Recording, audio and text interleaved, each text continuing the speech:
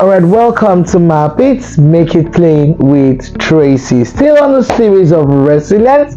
This is our third edition, which is the third week of August, and we're still talking about resilience. So, welcome on board. And what are your thoughts?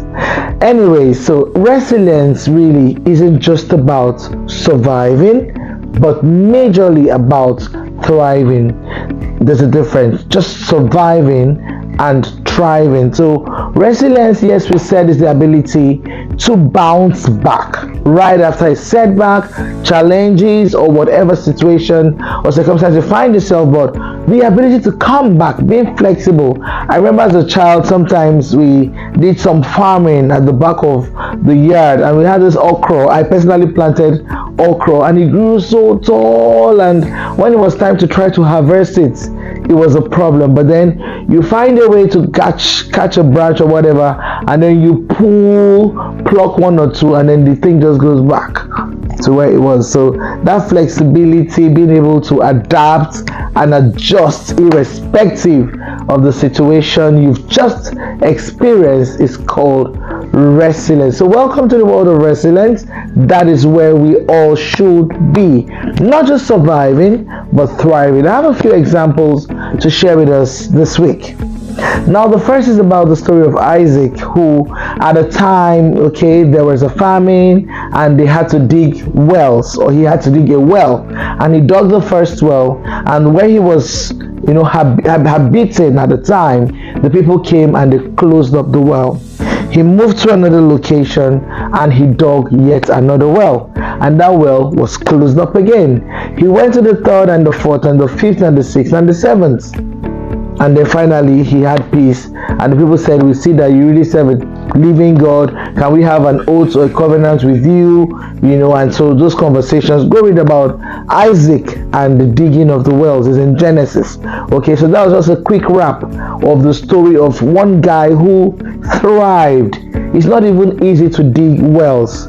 Go to China or ask the Chinese people about digging wells. It's not an easy thing to do. But then you dig the first one, all the efforts, the tilling of the ground, going down deep to heat water, and then your adversaries or your adversities, they all come and then they just make a mess of the situation. But the ability for him to be able to keep going until, he kept doing it, he kept going until he found peace. And in fact, the people were even tired. They said, "What is this?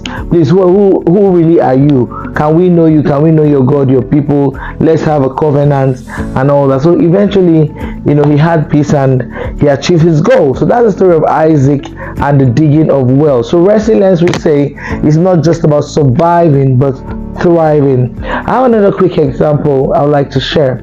So somehow in preparing for this episode, my mind just went back to a time I was at the hospital, and my mom did a surgery, and I think we're all waiting. At some point when we signaled the nurses what's going on, that was somewhere in Lagos, and they said, "Oh, she's fine, she's out, but she's at the recovery room." And I went there personally. I saw her lying down, and you know how recovery rooms are. You may know, you may not know, but then very well, yeah, so I saw her lying down in the recovery room, and you just need to be silent. It's a peaceful and quiet place. Every possible support is given to the patient at that time. So she was lying down there with the monitors connected, and until the person regains consciousness, until the person opens his or her eyes, and then you're like, wow. So recovery is beautiful. That's where I'm going. And I want to also touch on support. So for recovery to happen, there needs to be some level of support as well, from friends, from family, from loved ones, from your environment.